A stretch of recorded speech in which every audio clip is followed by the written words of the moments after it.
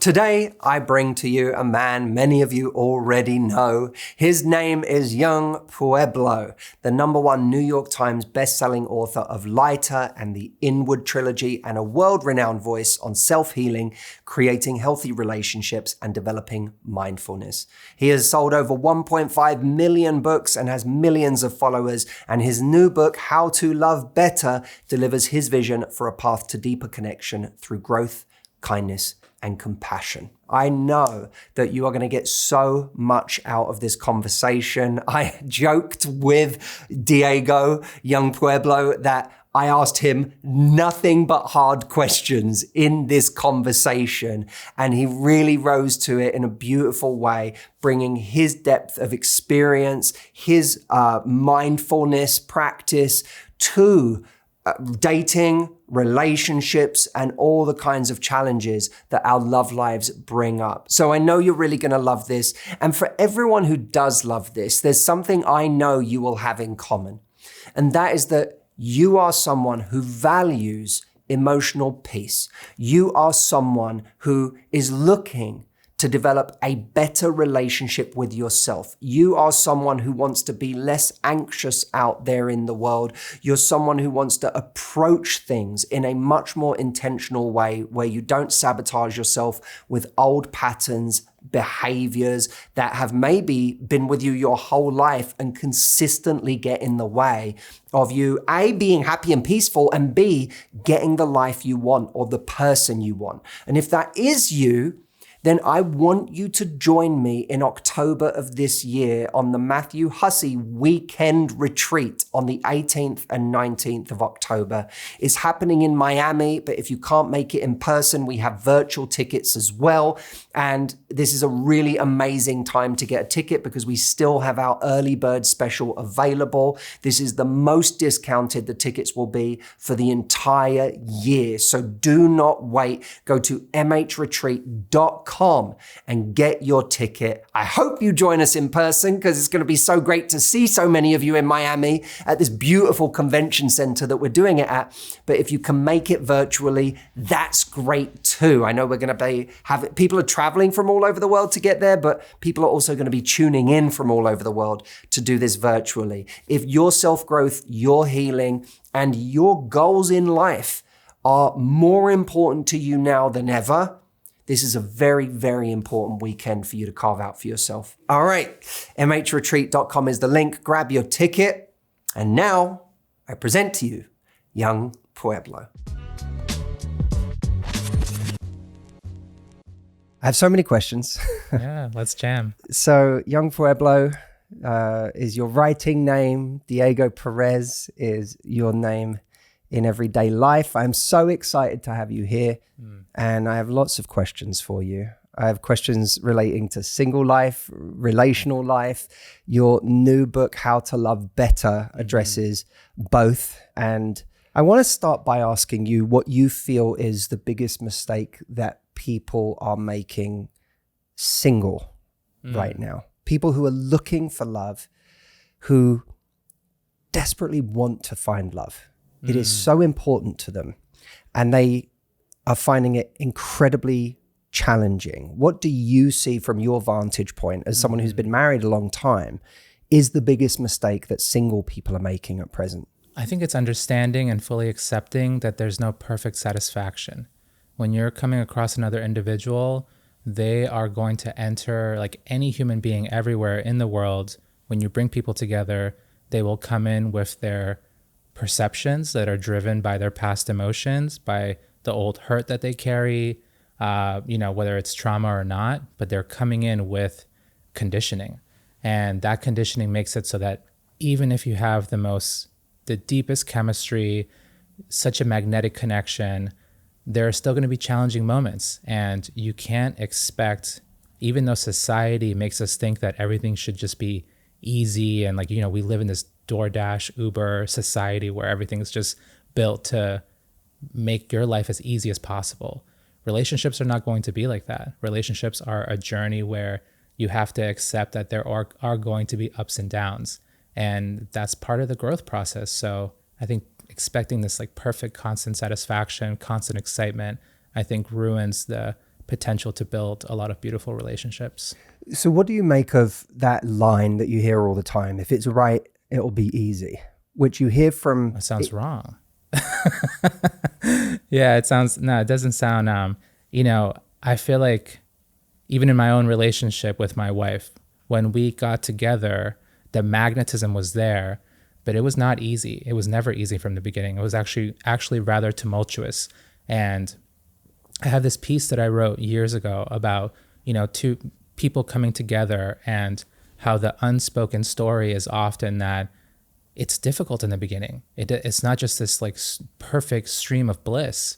And I think we have to be okay with that, because it's ultimately the relationship you build. It's not just going to be like, my relationship is not going to fix every aspect of my life. What was for you, and feel free only to go into areas that you feel comfortable, but Sure. what made it tumultuous for you in those stages? I'm wondering what people can learn from that, because there are a lot of people who are watching or listening to this right now who feel like they cycle from one tumultuous relationship to another. And maybe they're wondering, is it me? Do I keep picking people who bring chaos or pain into my life? Is it a combination of the two? In a sense, there's hope in your story that a relationship that started in a tumultuous way resulted in a happy, peaceful relationship. And you say in your book that it's by no means perfect, but it's in a completely different state than it was then. Totally. So what did tumultuous mean for you? Well, one of the main aspects is that we got together very young, and we're talking a very sort of like pre-wellness world, right? Where self-love wasn't even part of the sort of global conversation. Healing yourself, therapy still was something that felt like far away. I didn't know anybody who meditated back then. So my wife and I, we got together when she was 18 and I was 19 and in college. And between the two of us, there was like very little emotional maturity, zero self-awareness. Like we spent the first 6 years of our relationship in what felt like a giant blame game, where whenever I didn't feel good, my mind would try to find a reason as to why it was her fault. And she would do the same to me. And it was, but it was just this lack of, totally being unconscious of how our movements of our emotions are affecting the logic in the mind.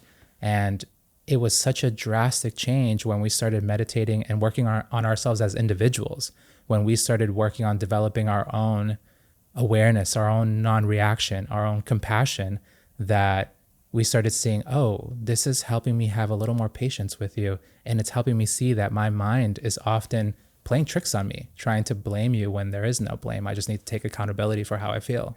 Do you feel that you got lucky in a sense that you had someone by your side who was equally motivated to meditate, because you could have been that person in this, one-sided situation where you're growing and you're discovering more stability and equanimity and control over your emotions, but you're with someone who, isn't as proactive. What do you say to that? And what do you say to people who say, like, I'm in a relationship and I'm doing that work, but my partner isn't? Yeah. I think it's very common that different minds need different tools. And I think some people find reflection in art, in nature, some through therapy, some through meditating, and they start developing their emotional skill set in their own way.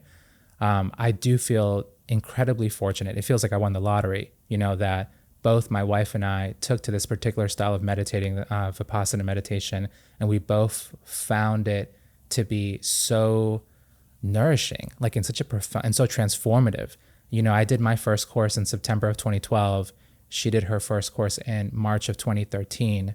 And, the was she inspired by what she saw as being the result you got, or did she just... She was inspired from even before I went, because a friend of ours that we went to college with, he sent us an email. And this was someone who's, one of my, still to this day, one of my best friends, where he wrote to us about love, compassion, and goodwill. And like, these are big things to talk about, especially when we were, I was reading this when I was like 23 at the time. And I almost didn't believe my friend Sam when he wrote that email. And I was like, what are you talking about? But it also hit me in a moment where I was trying to make a lot of changes in my life. And I signed up and I was like, well, let me see if this is something for me as well. And my wife was really interested at the time, but she was working as a scientist. So her schedule was a little more strict. So she had to wait a little bit to be able to go to the course as well. But after that, the changes were very gradual. Like at first it was just tiny little more bits of compassion, little bits of patience. And then we started seeing that, over time, over the years, like more and more harmony started entering the relationship because we were able to build that inner resilience to feel our own emotions and understand, how to not project onto each other. What would be like a tangible example of that? I think granted, there are absolutely going to be times where, one person makes a mistake and you have to apologize and take accountability. But when my wife and I, what we started noticing was, at the very beginning of the pandemic, we're living in our, 1-bedroom apartment in New York City. And we started seeing that all these little arguments were coming up. And a lot of time, the arguments weren't really about anything substantial. What was actually happening was a lack of communication about how we felt as we were moving through the day. So I think the most tangible example is we started realizing that it would benefit us to, as we wake up, to just tell each other how we feel. Like, do I feel good today? I feel strong. I feel tired. I feel lethargic. Whatever it is that's moving through you. And that little bit of information has been so helpful because I know how I feel and I know how she feels. And if she needs more support that day, I can step up and give more support. And we started practicing this. And then it became this sort of habit of like telling each other how we feel in the morning, then telling each other sometime in the mid-afternoon. And it's not some like formal sit down. It's not like a formal thing like that. It's much more informal, and in passing, we're just telling each other like, whoa, like I feel, my mind feels tense.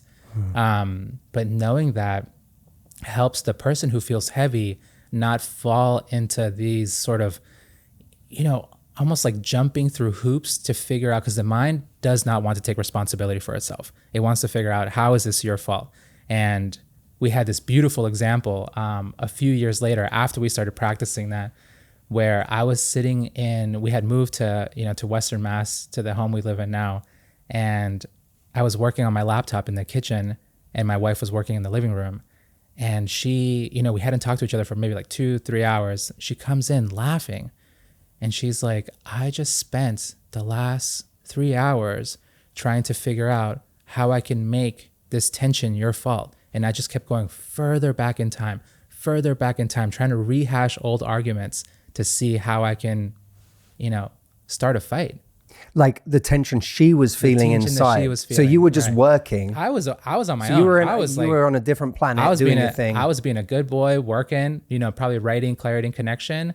And what was amazing was her enacting her own self-awareness, taking accountability for her own emotions, and then coming and sharing that with me. And I was like, in that moment, it's like, wow, I do the same thing all the time, trying to figure out how to, start an unnecessary argument simply from a lack of awareness. So what would have been the thought in that situation if you were the one starting the argument, or if you want to speak for your wife, if she was the one starting the argument in that situation, what would have been the thought going through her head? Would it be, he's been quiet for 2 hours, so clearly he's like, there's something wrong with him right now, or he's mad at me, and why is he mad at me? Or like, what would be an example thought that maybe crossed her mind, or if you want to put you in those shoes, would have crossed yours?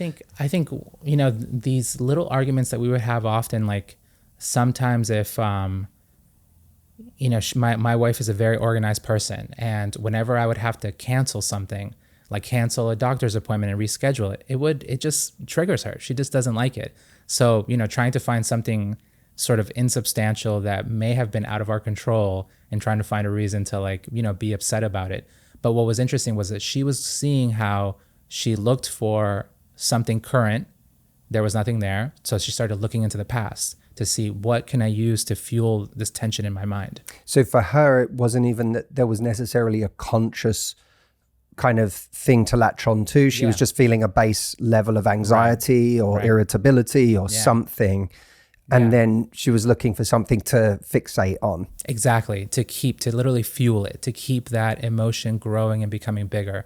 And that's something that meditating has made really clear, is that emotions like to grow. So they try to grab on things to grow. What do you say, in let's say a dating situation where you are speaking with someone, maybe you've been on some dates, you really like this person, you've got the impression so far that they like you, communication has been very consistent, but then all of a sudden 2 days elapse and they don't reach out very much. Maybe you get a text or something, but it's not, you've been speaking on the phone every day, or you've felt close to this person, and then all of a sudden their communication shifts. And there's that thought that goes through your mind, oh my God, am I going to get hurt here? Yeah. They don't like me as much as I thought. They don't like me as much as I like them.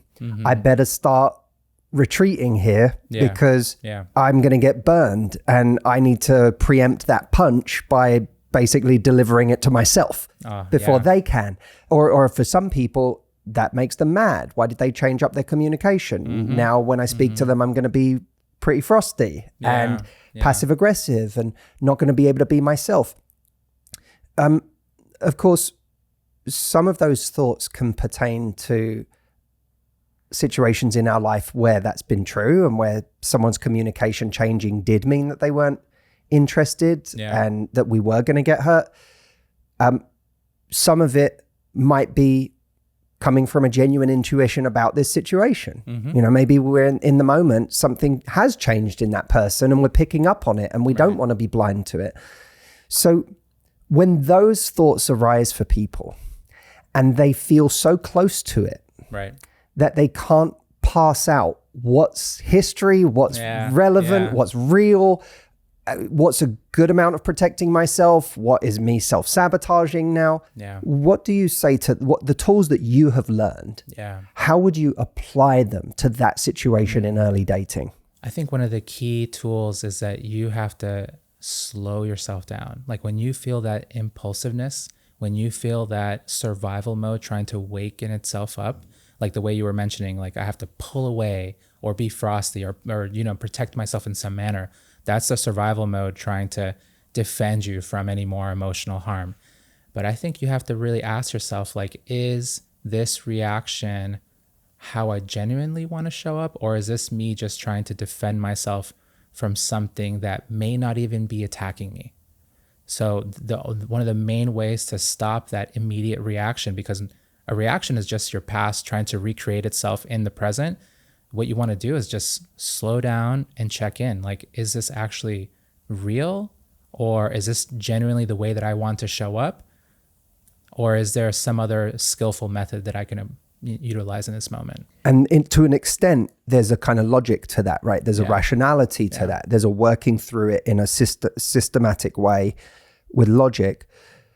But sometimes in those moments, we feel like our body has just been taken over. We become anxiety. We become fear, and it's in our body. And so anyone can say anything to us in that moment. And it's like we can't hear it. We become blind. It's like that, in a movie, it would be like the tinnitus ringing in our ears would happen at that moment. And all we can experience is how anxious we are.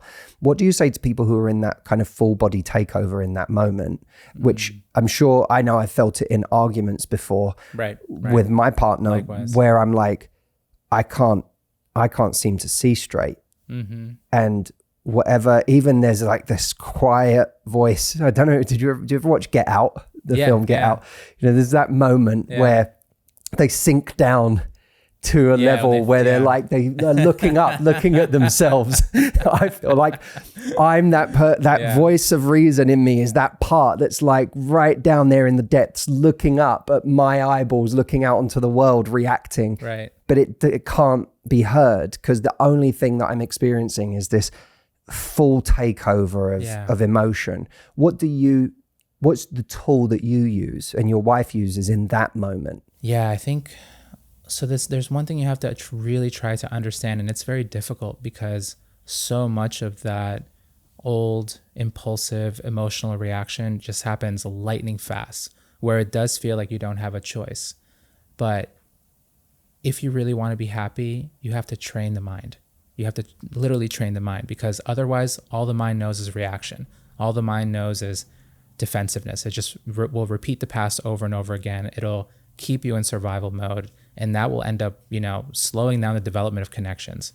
But training yourself to pause so that you can just, in those moments, if you're so heated, you're in an argument, all you want to spew is something negative that actually won't help, that it will just make the argument worse. Pause, slow down, take a break. I remember often that there were times where, I'm sure you've had these moments too, where you're in an argument with your partner, and even though it's heated, it's not constant screaming or anything like that. It's like you're talking, but there are also pauses in that moment. And I feel like having those valuable, like if we're talking seriously for an hour or 2 hours about whatever the argument may be, those moments when we're slowing down, even in the midst of the argument, help you regain yourself. Because I remember those moments, when we would have more arguments more often in the past, even in those moments, I would know, I'm like, is the next thing I want to say, is that just going to make things worse? Or am I trying to help us right now? Am I trying to like this is so exhausting, let's find resolution.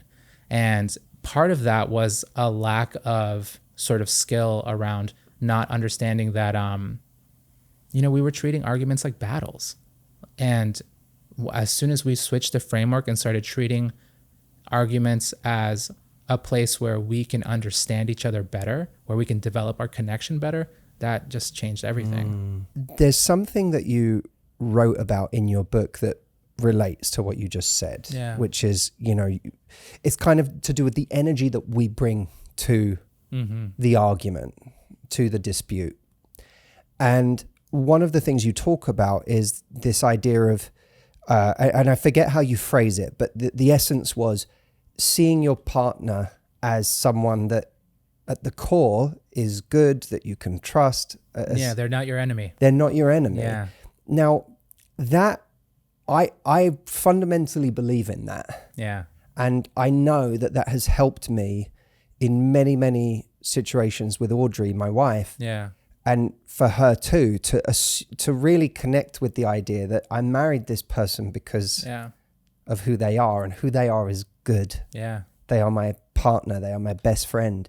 But it is also really hard to reach that point with a person. That assumes a deep baseline of ascribing good intention to this person. And that is actually a really hard baseline to reach with a person. Yeah, and I think this is like, and I'm noticing the way that we're talking about this, there's like two different arcs of understanding, where it's expecting it to be fluid and to just work, as opposed to understanding that relationships are about gradual development, like literally gradually developing the skill of switching yourself over from seeing an argument as a battle to seeing it as understanding. Like that movement was super choppy for us. Like, yes, when Sarah and I would get into an argument, I would want to win. And, even though there were times where I understood, I'm like, oh, this is unproductive, it still took slowing down, repetition. And that's really what the mind requires, is repetition. So in the attempt, putting effort to slow down, remind myself, okay, actually, this is an opportunity for me to understand her better. Like, I think I see things from, I see my understanding of the situation, but it would help me greatly if I can see things from her understanding. So I think realizing that, you and I, we speak to people and we give them a lot of advice, but to put advice into practice and to take these things, it's not going to be like an instant, it's just going to take gradual repetition for you to to build peace, to build harmony, to build better communication. And I think when we accepted the choppiness of, it's like, our relationship was so turbulent, and then all of a sudden it slowly started becoming more harmonious. but it wasn't a perfect line. It was like, tons of ups and downs on the way to a more harmonious relationship. Well, a lot of people have been in situations before where someone didn't have their best interests at heart. For sure. And they were trying in good faith with someone who was not a great teammate. Totally. And it makes it really hard the next time round for them to almost rediscover that place inside themselves that can say, I am going to assume the best. I am going to assume that we're both playing by the same set of rules, and that deep beneath all of this argument is a bed of compassion and kindness, as you talk about in your book. And I wonder what you say to people who, and I think I put myself in this category of, a significant amount of betrayal in life, a significant amount of not being able to trust that what someone was telling me was the truth, or, that there wasn't some kind of agenda at the heart of it.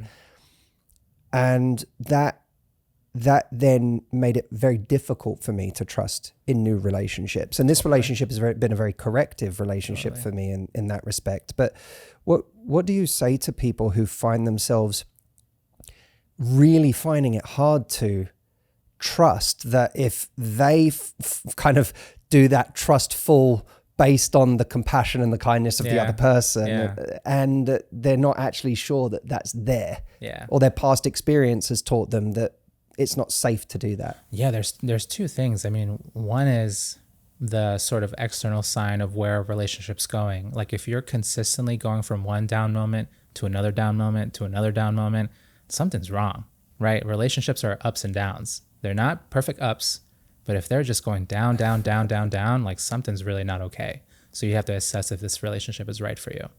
The other aspect of it is that often when we are in relationships that are, harmful, hurtful, unproductive, that, the two people are just mismatched and there isn't that foundation for safety and security and love and, the conducive qualities of relationships, then what ends up happening is that you start building boundaries. You eventually break up with the person, but those boundaries, they can become walls. They can become walls that stop you from connecting with another person, just like you were saying, where you had to defend yourself. You had to be able to create your own space of safety, but then are you letting people in after that? Because not everyone's out to get you. Not everyone's trying to harm you. There are going to be people, like, even if you're not perfectly healed, you can still find a very healthy relationship and grow together alongside each other. So I think intentionally trying to, once you see signs of safety and security where, you can check with your own nervous system and see, like, am I calm? Am I calm around this person? Like, not only are their actions matching up with their words, but is their energy also helping me feel a sense of, that I can open up and be vulnerable? And once you start seeing signs of that, then you have to really check in with yourself and see, like, am I letting them in? I'd love for you to apply the very conscious and intentional approach that you're talking about to those stages of dating where we want to feel safe, where we want our nervous system to feel calm in the ways that you just described. Yeah. But for whatever reason, it doesn't yet. And I think one of the really tricky things is that sometimes it doesn't because we are out there doing this inherently vulnerable thing. Yeah. And the idea, especially if we've had our heart broken in the past or if we've faced a lot of disappointments, the idea of putting ourselves back out there again is intensely vulnerable. It's so vulnerable that a lot of people can go on a date and have a really great time and then feel completely messed up by the fact that the attention fell off after that date and that it didn't go anywhere after that, despite getting their hopes up again. And then that only compounds their anxiety the next time around, going, oh my God, I like this person. Is this going to hurt all over again? So there's a safety that people seek simply because they feel they've put themselves in a very vulnerable position. And then there's the reality of being around someone whose behavior and lack of consistency and lack of intention or straight up manipulation is giving us good reason to have a jacked up nervous system. So for people trying to navigate that, how would you apply this very conscious approach to the first week, the first 5 weeks of dating, where you're starting to like someone and you're trying to get the balance right between protecting yourself and letting the walls down enough that something can actually happen? Yeah, there's a few different things too there where, one, I feel like if you go on a date and there's there's energy there, there's excitement, there's connection or signs of connection, but then there's no follow through by the other person. And if that follow through, lack of follow through creates a giant reaction inside of you, then you're coming into it with too much attachment, right? It's like one moment. And it's, you find it so often where, As in the date itself. It's just one date. It's one date, one person that didn't work out. But if you're putting all your chips in one bag, and it's like you're really sort of expecting happiness to come from this one thing, then I think it points a signal back to yourself where, whether single or not, whether in a relationship or not, you ultimately have to activate your own happiness. And that's something that's pretty foundational and fundamental, because someone can try to love you, have so much goodwill towards you. But if your perception and your own reaction that's happening in your mind, that can totally block you from receiving. So when we're trying to, the way we approach dating, it has to be with a bit less attachment and just understanding that you can't really take it personal. If there's nothing there, there's nothing there. If there was, you spent an exciting hour or so with someone and there was no follow through on their part, that's okay. You move on to whatever's next. The other end is that as a relationship does start developing, I think what you want is seeing that words and actions continue matching up, and that there's the continuity of clarity where you both know where you stand, where you want this to go, that there's I think that I had this interesting moment where, and it was pretty life-changing. My wife, when we were young, even back then, she was quite a serious individual, and we were friends for about 3 months before we started dating. And I realized that I had feelings for her, and it was in a funny way where, I was fine with being friends, but then when I saw that there were other guys trying to date her, my insides curled up, and it was no way, I need to stop this. And I was like, wait, what's going on? So it took me a week or so to be like, oh, I like her. I really like her, and I want to be with her. And I let her know that I had these feelings for her. And I went to her room, and she told me, I need to think. I tell her I like her. I pour my heart out. She's like, I need to think. So she sends me off. I go out, and then she texts me 3 hours later to come back to the dorm room. And she comes to my room this time, and the first thing that she tells me, she's like, what are you thinking long term? And I was like, what? So nothing had happened between you romantically at this Nothing, stage? Zero. You'd been friends for how long? A couple of months? 3 months? 3 months. Nothing, never shared anything more than a hug. And she comes back to me with what are you thinking long term? And in my mind, I'm like, what? I'm like, I dodged the question one. I'm just like, do you even like me? I hadn't heard any response from her. The first thing that she offers is her wanting clarity. And she tells me, to this day, she's like, it would have been really hard for me to just burn a friendship that was important to me, to know, if this was going to be real and it was going to turn into something, she would happily go into it. But it was so interesting that moment of clarity, even though I barely was able to accept that, I think it was helpful for the both of us, because I knew she was all in. So I'm curious, would you dare to give that as advice to someone? Because for you in that situation, there was something, it suggested a high degree of intentionality on her part, a thoughtfulness, even the fact that she's like, we have a friendship and I wouldn't risk it for something that, felt flippant or you didn't feel the same way. Yeah. But, many people would use that piece of advice and the person on the other end would be like, wait, shocked, what? Yeah. Would you give that as advice? It made sense in the context that we were in, because we had a strong friendship. And there was a strong magnetism there between us just with being friends. I do think though, like when you're in your 30s or late 20s or, you know, wherever, as you're getting older in life, you, like I've seen a bunch of different things happen with friends where people have gotten married, but they never had the conversation about whether they wanted to have kids or not. And then they had the conversation pretty late and then ended up breaking up because they wanted different things. But these are, you know, you want to be honest. I think relationships are just built on honesty, and everything is highly situational, but you developing, you know, being forward about the clarity of, I do want to have a relationship with you. Are you interested in having one with me?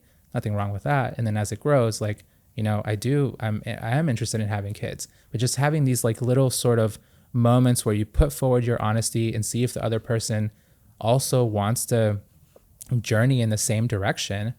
I think it's better sooner than later. What is the right way for people to do that though? Linguistically, tonally, timing wise, because it's almost, you know, what's fascinating about that story, right, is that you yourself were not in touch with how you felt about her in that moment. Yeah. In a sense, your romantic interest was, you know, brought to your attention by, you know, seeing external circumstances, seeing what was happening with her and other people who were showing interest. Which, by the way, even that, this is why I think dating is such a can of worms for people, because it's like you could listen to that and it obviously, you know, it could seem at least to legitimize advice that tells you to, you know, make them a little jealous. Like tell a story or two that like shows people are interested in you or makes them a little jealous, because, you know, it will wake them up. It will put a little time pressure on the situation. I hadn't seen it from that context. But I think this is why I find fascinating about so much of this stuff is that there is a truth there. There is a truth. Yeah. I've been in that situation before where I'm like, oh, I better get a move on here. It's now or never, yeah. And sometimes that's precipitated, you know, there are contexts in which that would be precipitated by something very organic, and you could see a context where it's precipitated by someone sort of engineering it more. Totally. And I'm it's so interesting that you bring in that perspective, because immediately in my mind is she's not that type of person at all. She's moving through life very organically. Yeah. She also saw, you know, I was like, I think talking to other people at the time, and like she didn't think that there was anything ever that was gonna happen between us. So, and to me, it's like, you don't want to play games. Like, I think playing games like that, where you're like trying to architect a situation, that feels like a distant type of manipulation. And you don't want to start a relationship like that. That just sounds like, you know, you want to build on the bedrock of honesty. And even in the moments where you have to like tell a truth that is very hard to deliver, but with as much compassion as possible. And then you have arguments about telling that truth, and, you know, having to find resolution, having to find forgiveness, having to see, you know, how you're going to move forward together. Like, my wife and I have had multiple of these moments where we have to tell each other the truth, but it just, you know, once we can forgive each other, we come closer together. And I think that's, you want to start like that from beginning to end. I 100% agree. Yeah. For me, what it brings up is that there was something organic to that situation, because your wife was, it sounds like, the person. Sarah is your wife's name. Yeah. It was Sarah's nature in that moment not to necessarily wait around for you romantically, or to, you know, to be out there in the world where things could happen. And that was something you picked up on simply by being in her orbit, by being in her world. Yeah. And I think a lot of games substitute for real value. They substitute for genuine forward momentum in your own life. You know, you instead of being the train that is leaving the station at some point, you pretend to be the train that's leaving the station at some point. Yeah. And I think just that focus on none of us should be playing games, but I think it's always worth asking, what is the thing that when those games get engineered by people, what is the thing they're actually getting at? And what they're getting at is a genuine connection to our value, a genuine connection to a life that's going somewhere. I think from everything it sounds like when she came to you and said, what's the long-term intention? What I don't hear from that, maybe I'm projecting now, but what doesn't come across is any sense of desperation on her part. No. What doesn't come across is a person who's highly anxious about what you're going to say next. No. But a person who's already weighed up in her mind that you are an interesting person in her life, that she is developing some feelings for. And is it worth her time to continue to have those feelings develop? Yeah, it's interesting. You're making me want to go talk to her and ask her more about what happened in that 3-hour period, because she sent me away. Like I told her I liked her and had feelings for her, and she was like, I need space. I need to think. And I think that it's just so interesting, because I remember that moment where she asked if what I was thinking long term, and there wasn't like fear or anything. I think she just found enough interest in me that that there could be something that we could build together. What did you think? Leave me a comment below, let me know. And by the way, part 2 of this interview is coming up next in the next few days. So don't forget to like this video, subscribe to this channel, and hit the notification bell so that as soon as part 2 drops, you get notified. And while you're here, make sure you go to mhretreat.com and grab your early bird ticket, either an actual physical seat to be in Miami or a virtual ticket so that you can be with us at my live weekend retreat in October on the 18th and 19th. That link again is mhretreat.com. I can't wait to see you there.